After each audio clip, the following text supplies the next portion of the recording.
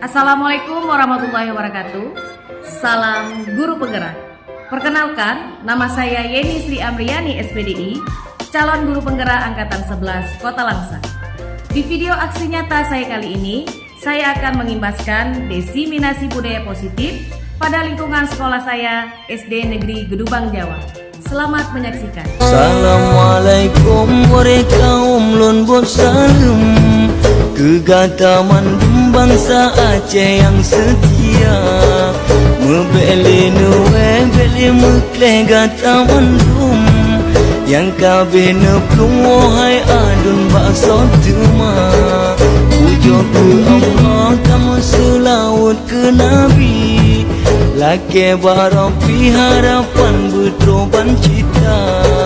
Katulong wate tapi leke sidro aki, belah Februari mandung bangsa pilih raja.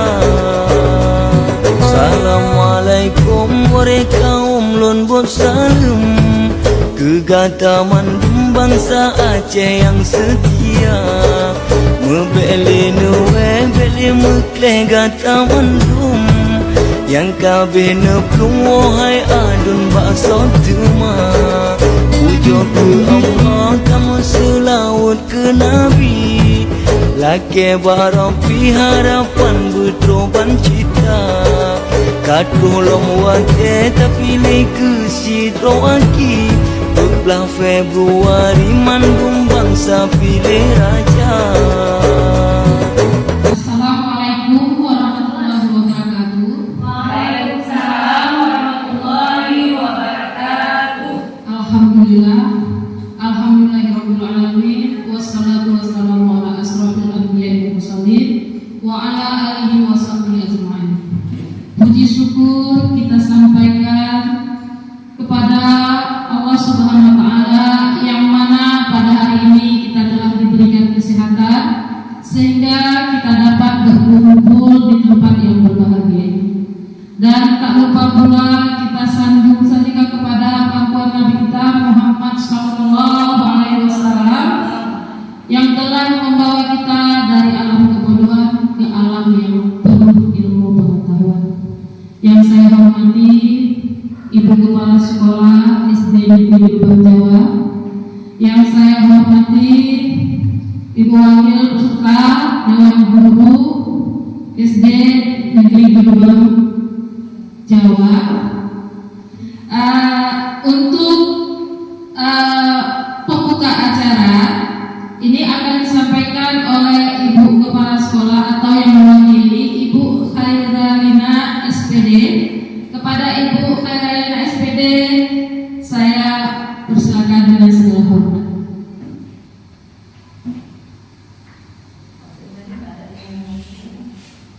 Assalamualaikum warahmatullahi wabarakatuh. Waalaikumsalam warahmatullahi wabarakatuh. Segala puji syukur kepada Allah Subhanahu wa taala marilah kita ucapkan karena yang telah memberikan kesehatan dan kesempatan pada kita saat ini untuk mengikuti pembahasan budaya positif. Salawat bagi salam, marilah kita satukan ke pangkuan Nabi besar yaitu Nabi Muhammad SAW. Di sini saya hanya mewakili Ibu Kepala Sekolah, yaitu tentang membuka pembahasan budaya positif yang akan disampaikan oleh salah satu guru CGP kita, yaitu yang bernama Ibu Yeni Amriani. Pembahasan budaya positif salah satu program yang sedang diikuti oleh guru kita dalam program guru CGP. Semoga dengan adanya pembahasan budaya positif ini yang disampaikan oleh Bu Yeni Amriani akan bermanfaat bagi kita semua dan bermanfaat untuk semua, sehingga kita dapat menciptakan karakter peserta didik yang berprofil Pancasila. Dengan ini, hanya ini bisa saya sampaikan. Saya akhiri dengan Assalamualaikum warahmatullahi wabarakatuh. Waalaikumsalam warahmatullahi wabarakatuh.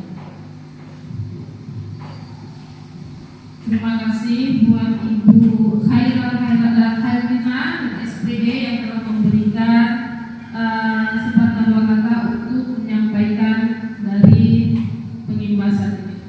Dan selanjutnya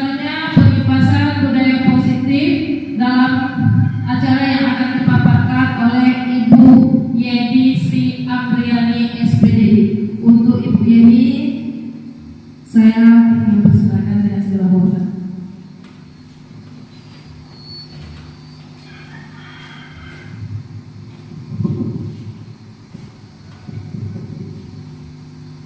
Assalamualaikum warahmatullahi wabarakatuh. Waalaikumsalam warahmatullahi wabarakatuh. Allahumma shalli ala sayyidina Muhammad wa ala ali sayyidina Muhammad. Penghormatan saya yang pertama kepada Ibu Kepala Sekolah SD Negeri Lubang Jawa atau yang mewakilnya, dan penghormatan saya berikutnya kepada seluruh Dewan Guru SD Negeri Lubang Jawa. Saya ucapkan terima kasih yang sebanyak-banyaknya atas partisipasinya dan waktunya untuk dapat hadir dalam acara diseminasi budaya positif. Adapun diseminasi budaya positif ini merupakan tugas aksi nyata saya dalam salah satu tugas yang harus saya penuhi dalam guru penggerak, program guru penggerak. Nah, budaya positif ini merupakan penerapan yang akan diimbaskan kepada seluruh dewan guru. Semoga dengan apa yang nanti saya paparkan, yang sedang saya jelaskan, dapat bermanfaat bagi kita semua. Baik Bapak Ibu semuanya, di sini kita berbicara tentang budaya positif. Nah, tentunya dari tagline positif tersebut, sebelum masuk kepada materi yang akan saya sampaikan, di sini saya akan mengajak ibu-ibu semua untuk bermain, ya, melakukan sebuah permainan. Tujuannya apa? Untuk membangkitkan aura-aura positif yang ada pada ibu-ibu semuanya. Saya tahu mungkin sebelum ini ibu-ibu sudah ada aktivitas-aktivitas lainnya seperti mengajar dan sebagainya. Jadi sebelum memulai kita melakukan sebuah permainan. Nah, permainannya apa? Permainannya yaitu yuk senyum selama 30 detik. Nah, ini permainan yang sangat simpel ya ibu-ibu, dan bisa diterapkan ke peserta didik kita mungkin di jam-jam terakhir ya untuk SBK. Nah, permainan selama 30 detik. Jadi ibu-ibu semuanya nanti disuruh untuk tersenyum, ibu-ibu ya, tersenyum selama 30 detik. Jadi bagaimana permainannya? Nah, ibu-ibu saya mohon untuk berdiri sebentar. Ya, berdiri. Nah, berdirinya itu saling berhadapan ibu-ibu. Saling berhadapan. Itu sudah ibu pasangannya siapa ini boleh? Ya, saling berhadapan. Nah, di sini nanti ibu-ibu tersenyum dengan teman ibu yang ada di depan. Ya, kita melakukan senyum selama 30 detik. Nah, belum mulai senyum kan? Udah tersenyum dan tertawa. Aura positifnya sudah mulai keluar nih ibu. Nah, dalam hitungan ketiga kita mulai ya ibu ya. 1, 2, 3. Silakan tersenyum. Ya, perhatikan matanya ibu, jangan mulutnya nanti lucu ibu ya. Iya, sudah 30 detik. Terima kasih. Silakan duduk kembali ibu-ibu. Tepuk tangan dulu kita semuanya.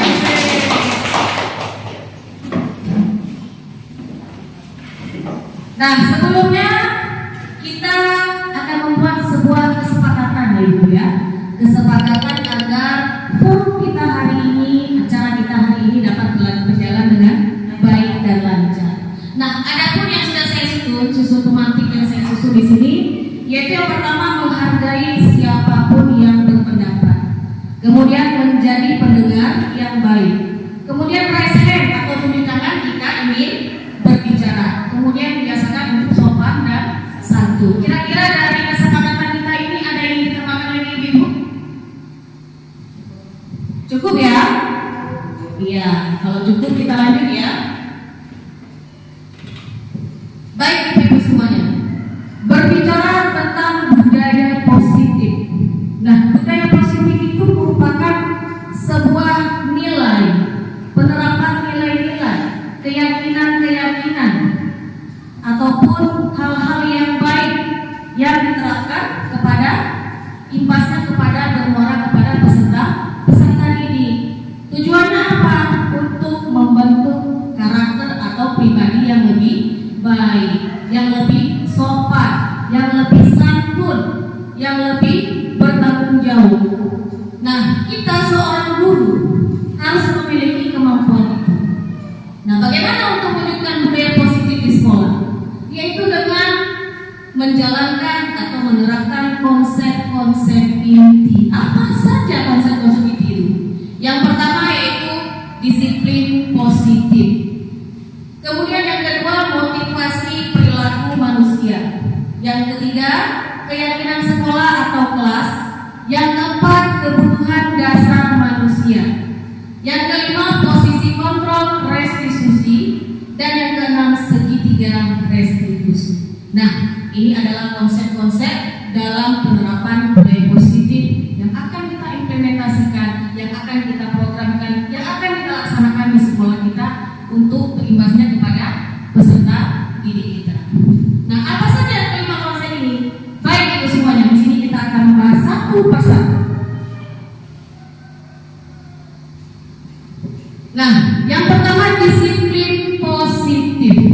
Kira-kira ibu apa yang tergambar dalam pikiran ibu?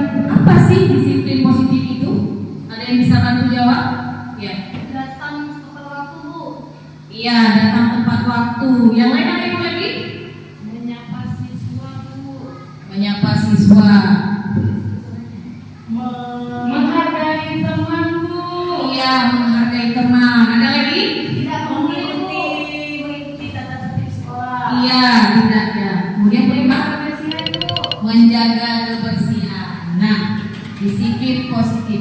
Apa yang ibu utarakan tadi? Apa yang ibu penjelasan ibu tadi semuanya benar. Tepuk tangan ibu semua. Nah, berbicara tentang disiplin positif.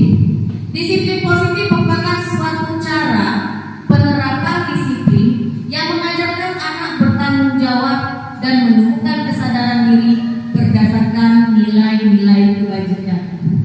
Disiplin positif lebih ke arah disiplin diri yang dapat mengontrol diri dalam melakukan segala tindakan. Disiplin positif merupakan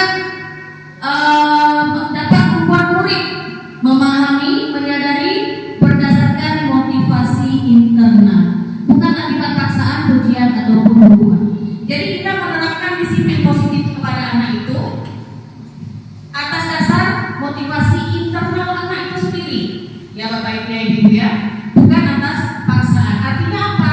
Atas dasar panggilan hati anak tersebut, atas dasar kemauan tersebut, tanpa adanya paksaan, pujian ataupun hukuman ataupun berupa hadiah. Nah, ini yang kita harapkan kepada anak-anak dalam penerapan disiplin positif. Sehingga apa? Jika kita sudah menerapkannya, maka terbentuklah karakter anak yang mengarah kepada profil pelajar Pancasila. Apa saja profil pelajar Pancasila? Yaitu yang pertama, beriman dan bertakwa kepada Tuhan Yang Maha Esa dan berakhlak mulia. Kemudian mandiri, berkebinekaan global, gotong royong, kreatif dan bernalar kritis. Baik ibu semuanya. Kemudian konsep-konsep kebijakan yang berikutnya yaitu motivasi perilaku manusia. Nah, kira-kira ibu-ibu apa sih motivasi itu? Ada yang bisa bantu jawab? Dorongan, keinginan. Ya, benar sekali ibu. Motivasi itu adalah keinginan atau dorongan kita terhadap melakukan sesuatu. Nah, jadi di sini motivasi perilaku manusia itu ada tiga, dibagi tiga ya. Yang pertama, untuk menghindari ketidaknyamanan atau hukuman. Nah, ini merupakan motivasi yang berasal dari eksternal. Kenapa berasal dari eksternal? Karena dia melakukan sesuatu itu ada yang ditakutkan, ada yang membuat dia itu harus melakukannya. Apabila dia tidak melakukannya, maka ada efeknya. Contohnya, apa yang terjadi apabila saya tidak melakukannya? Yaitu bisa mendapatkan hukuman. Nah, kemudian yang kedua, motivasi perilaku yang kedua yaitu untuk mendapatkan imbalan atau penghargaan dari orang lain. Nah, ini juga berasal dari faktor eksternal manusia. Kenapa? Karena dia melakukan segala sesuatu itu ada yang dia harap, yaitu sebuah imbalan. Artinya apa? Bukan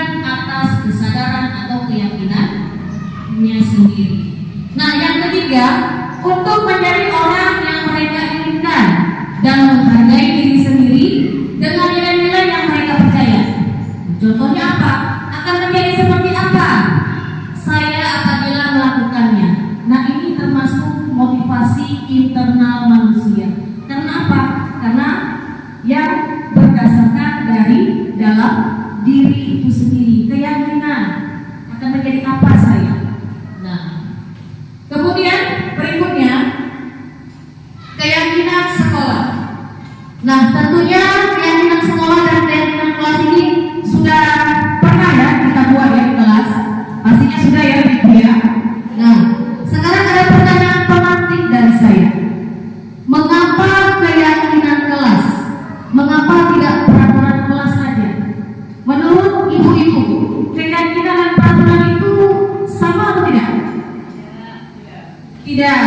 Nah, agar jelas, lebih jelas lagi, baik, ini ada sebuah pertanyaan ya Ibu ya. Nanti akan terjawab. Yang pertama, mengapa kita memiliki peraturan untuk menggunakan helm pada saat kita mengendarai kereta atau roda dua atau motor? Yang kedua, mengapa kita memiliki peraturan tentang penggunaan masker dan mencuci tangan setiap saat? Nah, untuk pertanyaan yang pertama, kenapa kita harus memakai helm? Keselamatan. Kalau di jalan raya itu demi keselamatan. Kemudian apa lagi?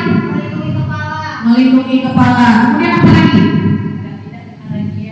Agar tidak kena razia atau ditangkap polisi. Itu yang pertama ya. Biasa orang pakai karena takut. Itu juga itu merupakan sebuah peraturan yang ditetapkan oleh pemerintah. Kemudian yang kedua, mengapa kita memiliki peraturan tentang memakai masker dan mencuci tangan setiap saat? Supaya terhindar dari kuman. Kemudian apa lagi? Untuk kesehatan. Nah, dengan kita meyakini mencuci tangan itu bersih, sehat, maka itu akan kita lakukan setiap saat, setiap terus menerus. Nah, jadi itulah beda peraturan dengan keyakinan. Ya, peraturan itu ada suatu hal yang kita lakukan sehingga kita harus melakukannya. Ya, tapi kalau keyakinan itu atas dasar internal, kesadaran diri sendiri, panggilan hati kita, kamu cuci tangan biar sehat, berarti akan kita lakukan sampai kapanpun. Nah, inilah yang akan kita terapkan kepada anak-anak, ya. Nah, keyakinan sekolah atau kelas. Di sini guru berperan dalam mewujudkan terbentuknya keyakinan sekolah atau kelas dengan adanya kesepakatan antara guru dan murid. Pastinya kalau keyakinan kelas itu kesepakatan guru dan murid, bukan kesepakatan guru saja. Apabila itu kesepakatan guru saja, maka keyakinan yang dibentuk itu tentu tidak akan berjalan dengan baik. Kenapa? Tidak melibatkan murid. Yang membuat peraturan itu, keyakinan itu adalah antara kerjasama antara guru dan murid, ini kesepakatan. Apabila sebuah keyakinan itu telah disepakati, maka kita akan bisa menerapkan dan menjalankannya. Kemudian keyakinan sekolah atau kelas merupakan pertanyaan universal yang mudah diingat, dipahami, dan harus diterapkan di lingkungan sekolah. Dalam menyusun keyakinan kelas, Ibu-ibu, jadi diharapkan menggunakan kalimat-kalimat yang positif, ya, kalimat-kalimat yang simple, yang mudah diingat dan dipahami oleh siswa. Jangan menggunakan kalimat-kalimat negatif. Kenapa? Karena setiap yang kita buat peraturan itu atau keyakinan itu akan tertanam dalam pikiran anak tersebut. Contoh, misalnya, ibu-ibu jangan memikirkan gajah. Pasti yang tergambar dalam pikiran itu apa? Gajah ya. Dalam pikiran itu gajah ya. Nah, ataupun dilarang membuka pintu ini karena akan mengakibatkan suatu hal yang dapat membuat kita terkejut. Pasti kita penasaran. Dalam benak pasti penasaran, dalam pikiran kita pasti harus kita buka itu. Nah, makanya itu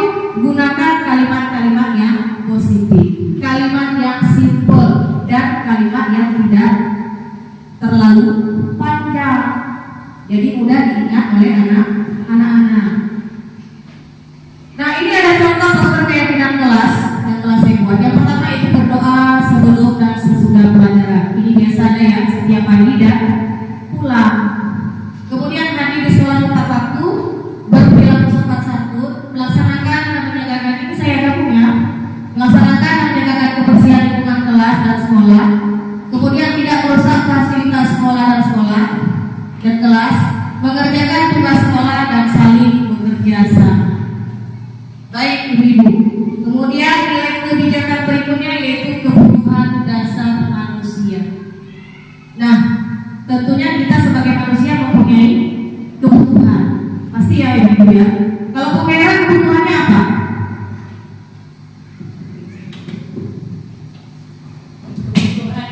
Kebutuhan dasar manusia yang saya inginkan, pengen disayang, pengen diperhatikan, ya.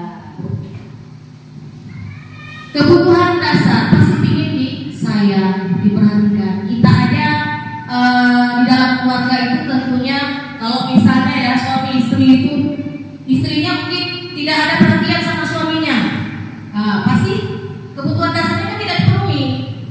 Maka ketika kebutuhan dasar manusia tidak dipenuhi akan berakibat kepada hal-hal yang negatif. Sama juga seperti peserta didik kita.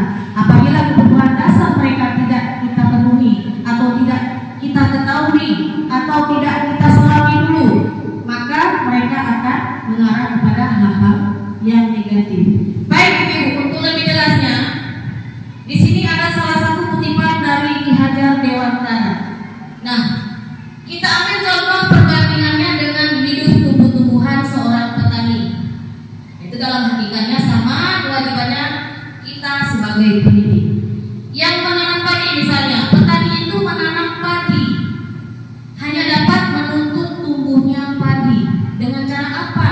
Petani itu agar padi itu hasilnya baik, agar dapat tumbuh dengan baik. Tentunya ada yang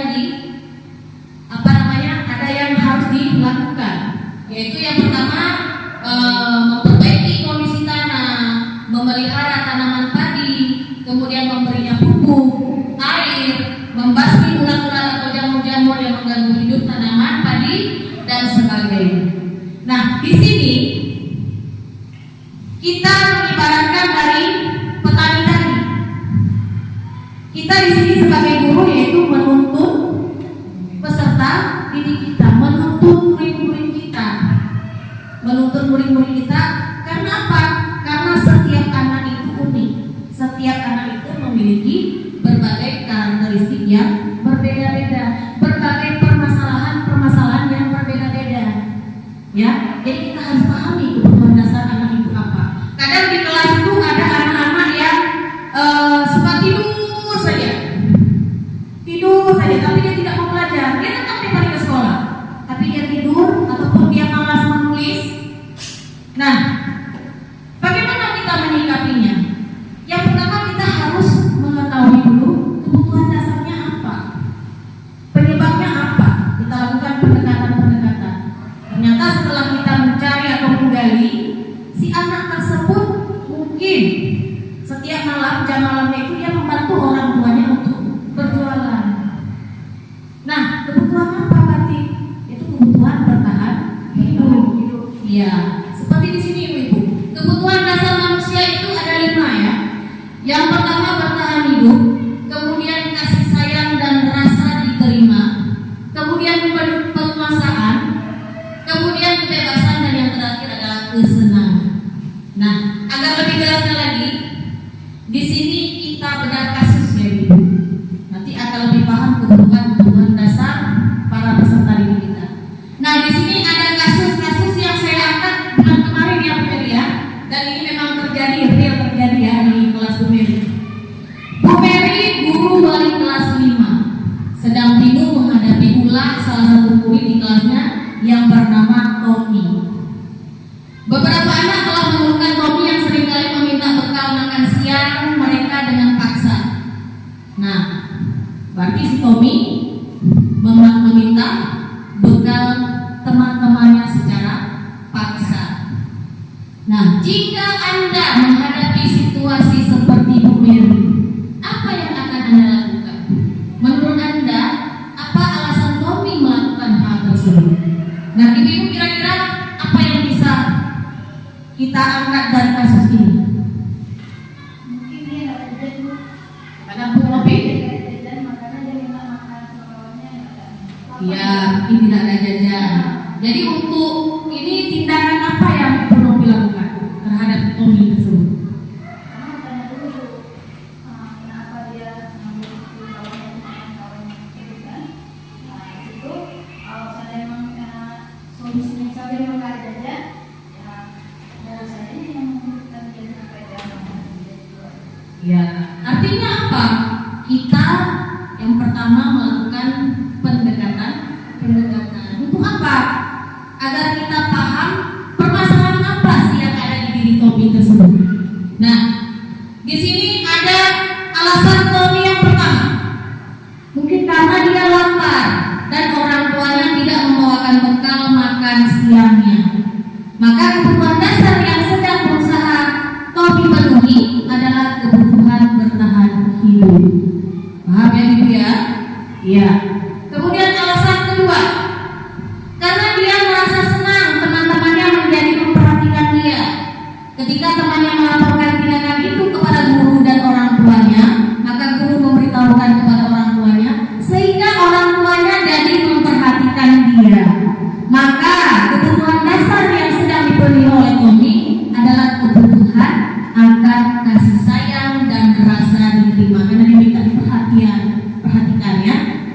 Kemudian alasan yang ketiga, karena temannya jadi takut dengan dia dan menuruti keinginannya, maka sebetulnya Tommy berusaha memenuhi kebutuhan dasarnya, yaitu akan kekuasaan. Ya. Kemudian alasan yang keempat, karena merasa bosan dengan bekal makanan yang dibawakan ibunya, karena ibunya selalu membawa bekal yang itu saja. Oleh karena itu dia ingin mencoba, maka punya teman-temannya yang beraneka ragam. Maka kebutuhan Tommy yaitu kebebasan. Berikutnya alasan kelima, karena ia melakukannya karena iseng saja. Dia senang melihat ekspresi teman-temannya yang kesal. Nah, karena diambil makanannya, menurut dia ekspresi temannya itu lucu. Maka berarti Tommy sedang berusaha memenuhi kebutuhan dasarnya akan kesenangan. Jadi kan dalam setiap kasus anak itu kan berbeda ya, Ibu ya. Nah, maka di sini kita sebagai guru, sebagai tenaga pendidikan, ya, harus memahami setiap kasus anak tersebut. Anak tersebut kebutuhan dasarnya apa? Nah, kemudian untuk memahami kasus-kasus anak tersebut, kita juga sebagai guru harus memiliki posisi kontrol kita sebagai guru. Nah, posisi kontrol kita sebagai guru di sini ada 5, ya Ibu ya. Yang pertama, guru sebagai penghukum. Apabila kasus Tommy tadi kita bertindak sebagai penghukum, maka langsung kita keluarkan kata-kata yang tegas, langsung memberikan hukuman. Kamu tidak boleh seperti itu. Sikap kamu itu tidak bagus. Bapak tidak terima atau ibu tidak terima. Silakan kamu keluar dari jam pelajaran saya. Nah, itu posisi guru sebagai penghukum. Kemudian yang kedua, guru sebagai perempuan merasa bersalah. Nah, ini digunakan dengan kata-kata yang halus. Gimana coba kalau orang tua kamu tahu kamu berbuat begini? Nah, membuat bersalah mungkin. Dari guru sebagai perempuan merasa bersalah ini biasa dapat menurunkan mental si anak. Anak merasa bersalah. Nah, kemudian yang ketiga, guru sebagai teman. Ya sudahlah, kali ini tidak apa-apa. Besok kamu jangan lakukan lagi ya Tommy ya. Atau besok Bapak bakal makan nanti kita sama-sama. Atau ibu bakal makan nanti kita sama-sama makan ya. Nah, itu posisi guru sebagai teman. Namun posisi guru sebagai teman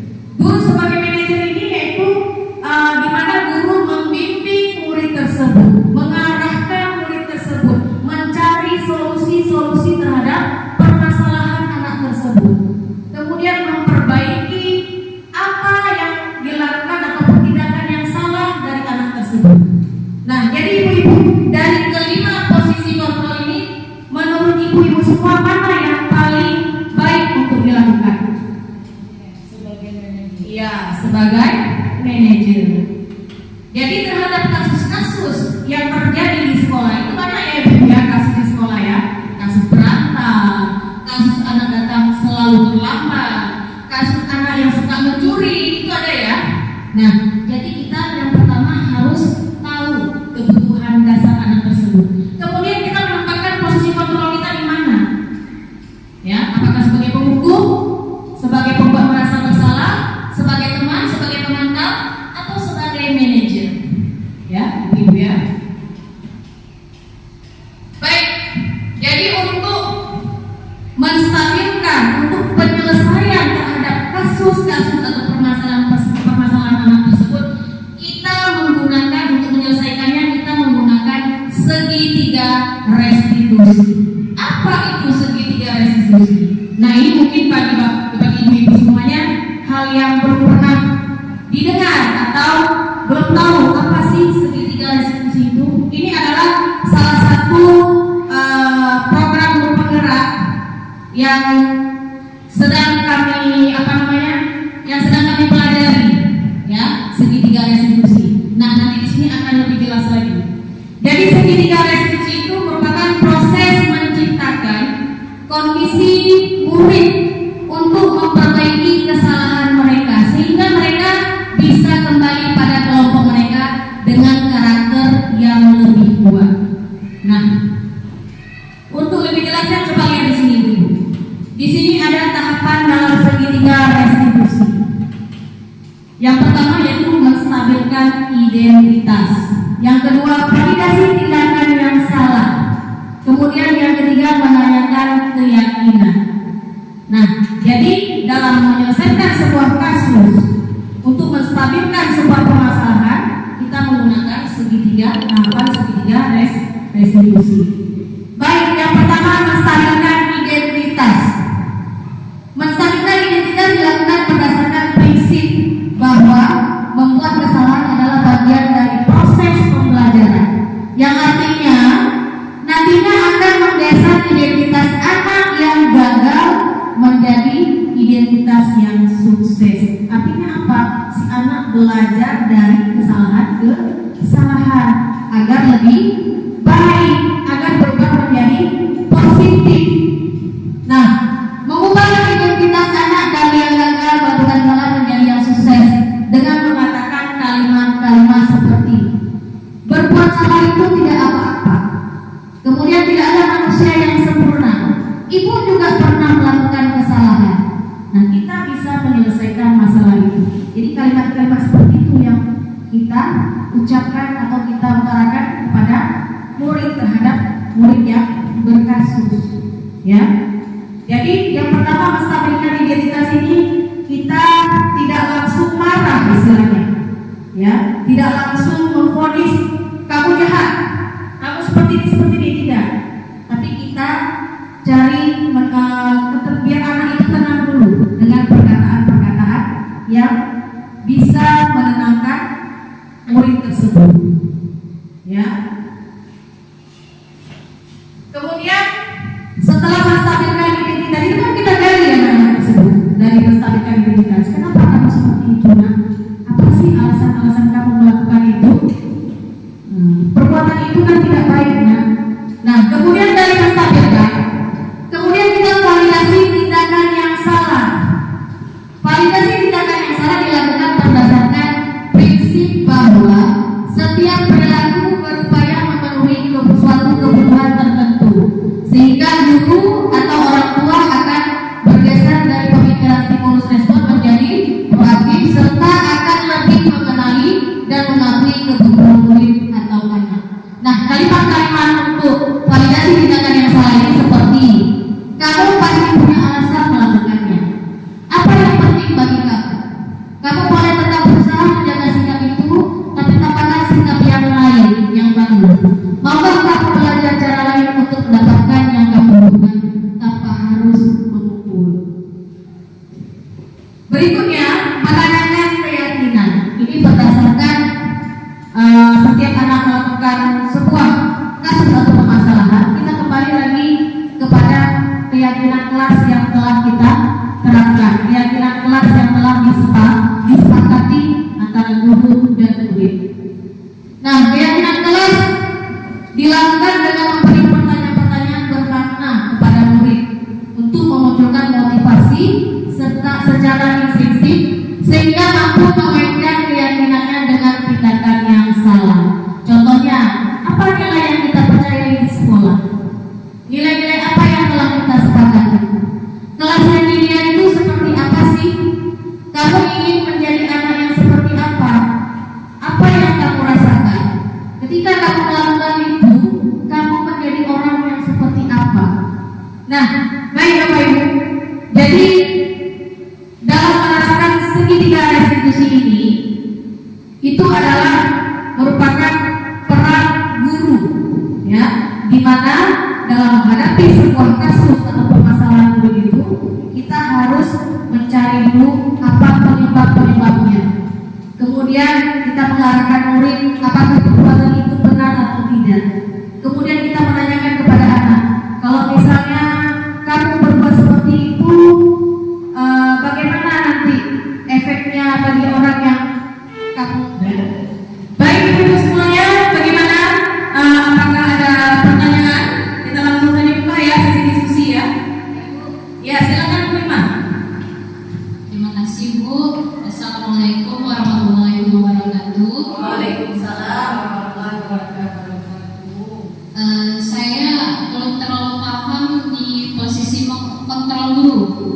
Nah, di situ kan ada 5 posisi kontrol guru kan. Jadi di sini saya ingin bertanya, di manakah perbedaan antara posisi kontrol sebagai pemantau dan posisi kontrol sebagai manajer? Itu saja. Terima kasih Ibu. Assalamualaikum warahmatullahi wabarakatuh. Waalaikumsalam warahmatullahi wabarakatuh. Ya, pertanyaan yang sangat bagus ya Bu Ima ya. Kita kembali kepada posisi kontrol.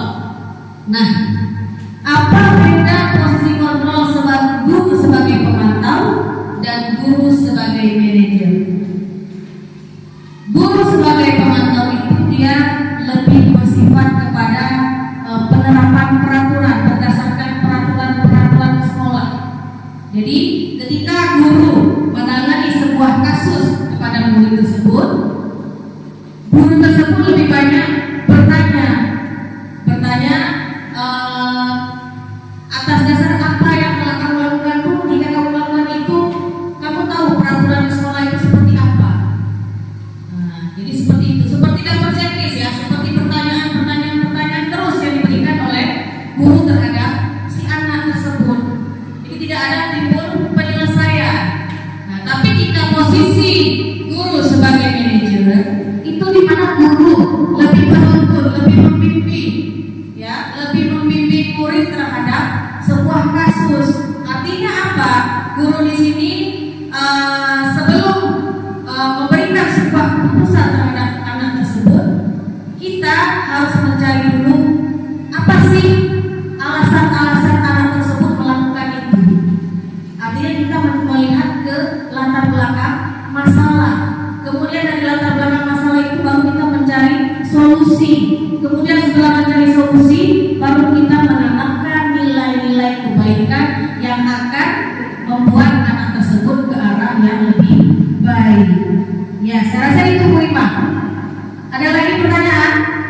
Cukup ya, karena waktu sudah 1 jam lebih. Baik Ibu semuanya.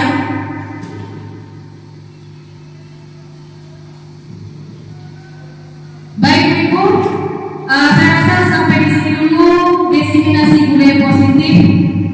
Dan ada pun kesimpulan yang saya ambil di sini bahwa kita sebagai guru harus mampu dan harus paham terhadap kondisi peserta didik kita. Artinya apa?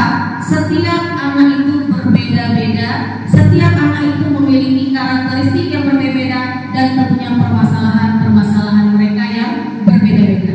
Maka dari itu kita sebagai guru harus dapat memposisikan kita di mana letak posisi kita itu agar murid tersebut mampu menyelesaikan masalah-masalah itu dengan lebih baik dan dapat merubah suatu kebiasaan buruk kepada anak itu menjadi kebiasaan yang lebih baik dan positif. Baik Ibu semuanya, saya rasa cukup sekian dan saya ucapkan terima kasih banyak kepada Ibu atas waktunya. Demikian, semoga dapat menginspirasi dan ada kata semoga tergerak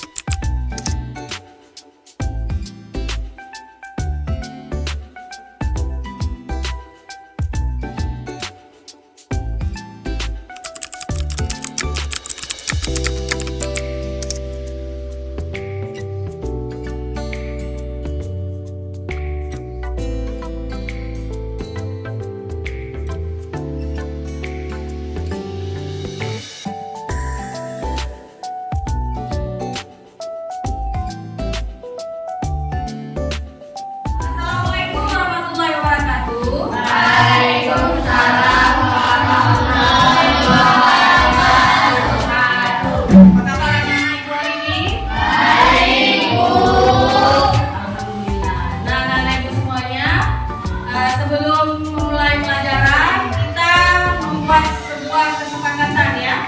Yang namanya kesepakatan itu dikasih nama yaitu keyakinan kelas.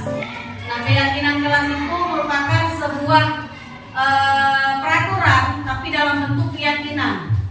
Kenapa dalam bentuk keyakinan? Agar ketika kita membuat sebuah kesepakatan di dalam kelas itu bisa kita meyakini atau menjalankannya dengan penuh kesadaran, tanpa ada paksaan, tanpa ada tuntutan, tanpa ada hal-hal yang ditakutkan. Jadi ini sebuah keyakinan di dalam kelas. Keyakinan ini disusun berdasarkan kesepakatan antara guru dan siswa atau murid. Jadi nanti kita di sini membuat sebuah keyakinan kelas. Apa-apa saja yang ingin kalian tulis, silakan kalian taruh di depan. Nah, contohnya apa keyakinan kelas? Nah, misalnya saja, biar bersih kelas itu, tidak boleh membuang sampah. Kemudian apalagi tidak boleh,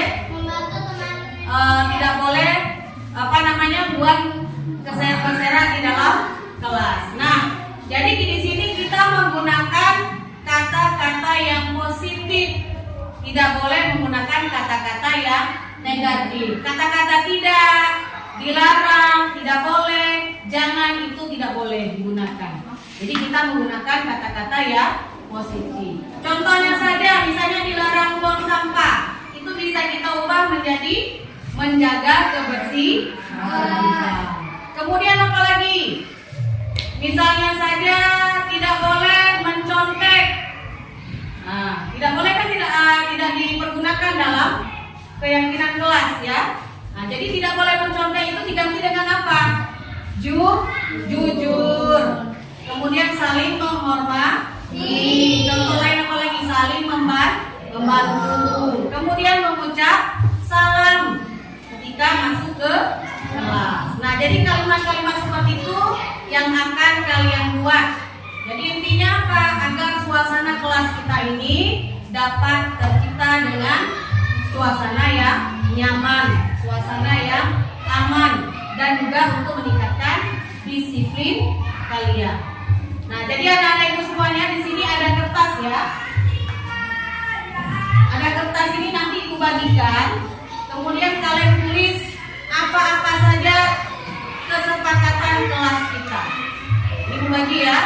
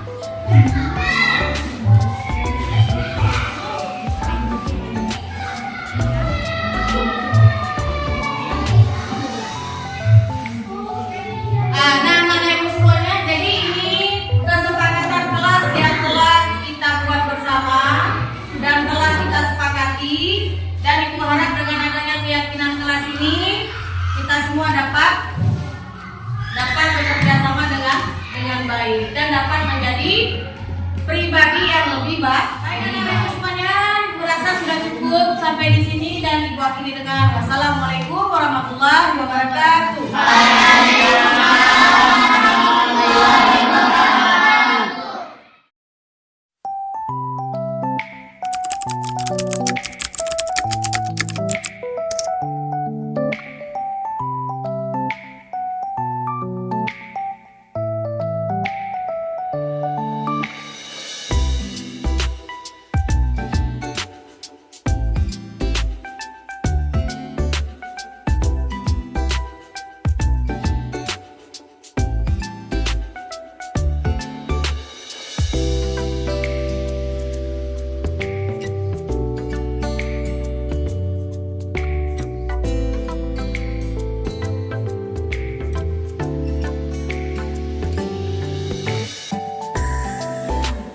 Assalamualaikum warahmatullahi wabarakatuh. Nama saya Kalia Azura, saya dari kelas 6. Assalamualaikum warahmatullahi wabarakatuh. Nama saya Alzatifa, saya dari kelas 6. Assalamualaikum warahmatullahi wabarakatuh. Nama saya Iman, saya dari kelas 6.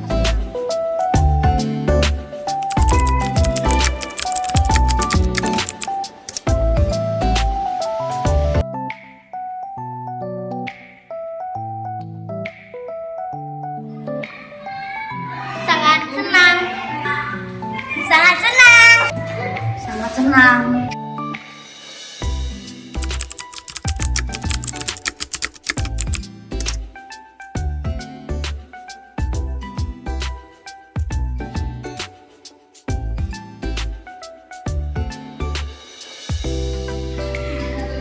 Sangat penting sekali. Sangat penting sekali.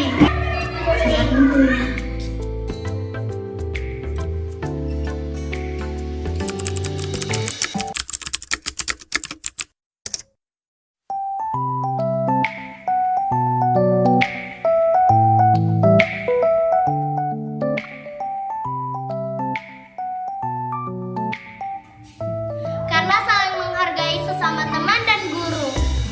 Karena bisa menjaga kebersihan dengan baik. Karena bisa melatih kita untuk bertanggung jawab.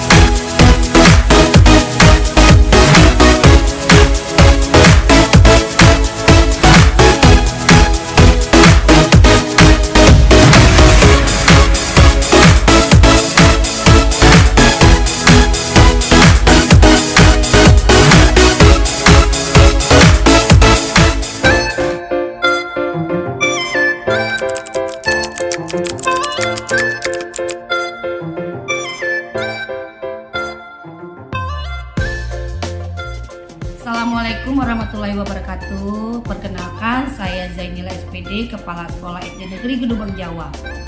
Saya bangga sekali dengan seluruh guru-guru SD Negeri Gedubang Jawa, khususnya Ibu Yeni selaku guru saya sebagai guru PAI yang sedang melaksanakan program guru penggerak angkatan 11 Kota Langsa. Dengan adanya pengimbasan budaya positif yang telah dilaksanakan Ibu Yeni kepada seluruh rekan-rekan guru SD Negeri Gedubang Jawa, beliau dapat memberikan pemahaman dan penerapan yang lebih baik lagi untuk menciptakan lingkungan sekolah yang positif, sehingga terbinanya lah karakter-karakter murid yang sesuai dengan profil pelajar Pancasila. Terima kasih kepada Bu Yeni, semoga tetap semangat untuk terus berbagi praktik baik dan sukses selalu dalam program Guru Penggerak. Semoga tergerak, bergerak, dan menggerakkan. Oke, terima kasih. Assalamualaikum warahmatullahi wabarakatuh.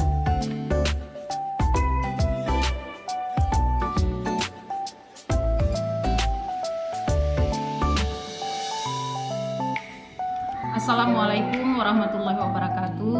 Nama saya Mary Andriani. Saya rekan sejawat Bu Yeni di SD Negeri Gedubang Jawa. Menurut saya, dari apa yang sudah dipaparkan oleh Bu Yeni mengenai budaya positif sudah sangat bagus sekali dan sangat memberikan inspirasi untuk dapat diterapkan di sekolah, terutama mengenai disiplin positif pada siswa. Karena saat ini banyak sekali siswa yang sudah menerapkan disiplin bukan berasal dari faktor internal, tetapi karena faktor eksternal yang bukan atas dasar kesadaran dari mereka. Dan dari kegiatan diseminasi yang dilakukan oleh Bu Yeni, kami banyak sekali mendapat pemahaman tentang memposisikan kita sebagai guru terhadap berbagai permasalahan murid. Selamat kepada Bu Yeni, semoga terus berkolaborasi sehingga dapat menciptakan lingkungan sekolah yang positif.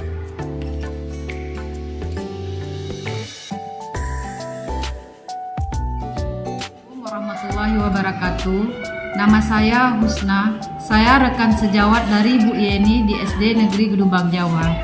Dari kegiatan diseminasi budaya positif yang telah dijelaskan Bu Yeni, sangatlah memberi banyak sekali pemahaman bagi saya, di mana kita sebagai guru dalam menghadapi berbagai kasus-kasus atau permasalahan, murid haruslah dapat memiliki posisi kontrol yang sangat baik, yaitu sebagai manajer, sehingga setiap permasalahan pada murid dapat dengan baik kita selesaikan. Salah satu cara yaitu dengan menggunakan segitiga restitusi, yaitu menstabilkan identitas, validasi kebutuhan, dan menanyakan keyakinan kelas. Sukses terus untuk Bu Yeni untuk terus berbagi praktik baik di sekolah di SD Negeri Gedubang Jawa, sehingga dapat menciptakan lingkungan sekolah yang maju dan berprestasi di SD Negeri Gedubang Jawa.